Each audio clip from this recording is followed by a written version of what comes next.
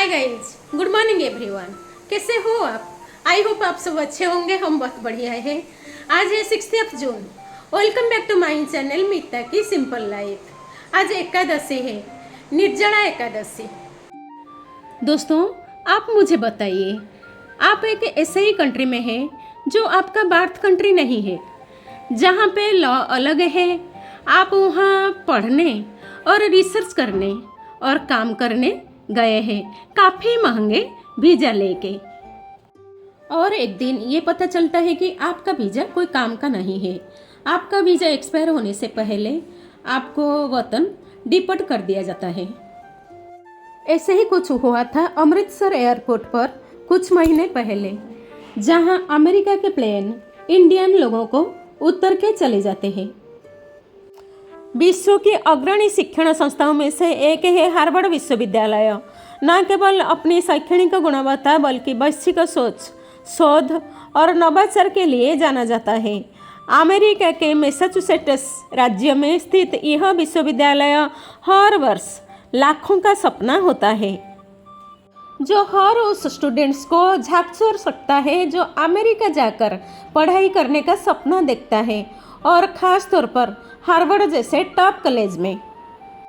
US president Donald Trump ने एक statement दिया कि जो इंटरनेशनल स्टूडेंट्स ऑनलाइन क्लासेज ले रहे हैं वो अमेरिका में रहने लायक नहीं है। सीधा मतलब पढ़ाई करो, लेकिन अपनी अपनी कंट्री में बैठ के करो। ये सब कब हुआ था दोस्तों, आपको पता है? ट्रंप सरकार ने कब बोले थे? ये सब 2020 के कोविड टाइम में हुआ था, जब सब कॉलेजेस ऑनलाइन मोड में चले गए थे, और ट्रंप साहब बोले ऑनलाइन पढ़ाई, फिर अमेरिका में रहने का क्या फ़ायदा।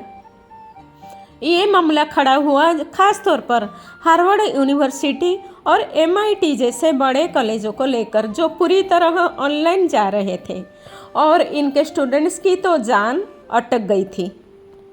ट्रंप का मकसद था कि सबको फिजिकल क्लास में लाया जाए ताकि यूनिवर्सिटी खुले और नॉर्मल दिखे, लेकिन वो ये भूल गए थे पेंडेमिक का पीक टाइम था। US immigration and customs enforcement ICE ने गाइडलाइन निकाली, लेकिन ट्रंप सरकार का ही इशारा था और उससे इंटरनेशनल स्टूडेंट्स की नींद उड़ गई। हार्वर्ड और MIT ने मिलकर यूएस सरकार पर केस ठोक दिया। बोले ये तो हमारा स्टूडेंट्स के राइट्स के खिलाफ है, और गेस व्हाट, सरकार को बैकफुट पर जाना पड़ा। इनडायरेक्टली फर्स्ट अमेंडमेंट बोलता है कि फ्री स्पीच, एक्सप्रेशन और असेंबली का अधिकार। तो जब यूनिवर्सिटी खुद स्टूडेंट्स की पढ़ाई और एक्सप्रेशन को सपोर्ट कर रही है, तो उस पर पाबंदी लगाना राइट टू एजुकेशन और एकेडमिक फ्रीडम के खिलाफ हो जाता है। ट्रंप सरकार ने हार्वर्ड के पीछे क्यों पड़े हैं? ट्रंप प्रशासन ने हार्वर्ड पर क्या एक्शन लिया है? ट्रंप प्रशासन ने हार्वर्ड पर एक्शन क्यों लिया है? क्या ट्रंप सरकार को ऐसा करने का अधिकार है? हार्वर्ड यूनिवर्सिटी में कितने भारतीय स्टूडेंट्स पढ़ते हैं? भारत सहित दूसरे देशों के स्टूडेंट्स पर क्या असर पड़ेगा? यह प्रशासन अपने कैंपस में हिंसा, यहूदी विरोधी भावना को बढ़ावा देने और चीनी कम्युनिस्ट पार्टी के साथ कैंडिडेट करने के लिए हार्वर्ड को जिम्मेदार ठहरा रहा है। स्टूडेंट्स में से अधिकांश ग्रेजुएशन स्तर के प्रोग्राम्स में है। जो इंटरनेशनल स्टूडेंट अभी हार्वर्ड में पढ़ रहे हैं, उनका क्या होगा? जिन स्टूडेंट्स में अभी तक अपनी डिग्री पूरी नहीं की है, उन्हें किसी दूसरी यूनिवर्सिटी में ट्रांसफ़र लेना होगा।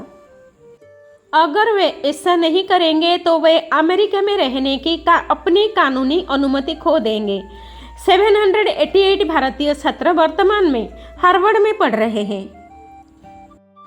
हार्वर्ड में इंटरनेशनल स्टूडेंट्स का नया एडमिशन लिया जाएगा या नहीं? अमेरिका में कुछ शीर्ष विश्वविद्यालय हैं: Massachusetts institute of technology MIT, Harvard university, Stanford university, California institute of technology और प्रिंसटन यूनिवर्सिटी। ये विश्वविद्यालय अपनी शैक्षिक उत्कृष्टता, अनुसंधान की गुणवत्ता और विविध छात्र आबादी के लिए जाने जाते हैं। हार्वर्ड विश्वविद्यालय केवल एक शिक्षण संस्थान नहीं बल्कि एक विचारधारा है जो ज्ञान, स्वतंत्रता और वैश्विक नागरिकता को बढ़ावा देती है। चाहे बात अनुसंधान की हो या सामाजिक न्याय की, हार्वर्ड हमेशा एक अग्रणी भूमिका निभाता आया है। अगर आप भी उच्च शिक्षा के क्षेत्र में अपने सपनों को ऊंची उड़ान देना चाहते हो तो हार्वर्ड आपके लिए एक प्रेरणा बन सकता है।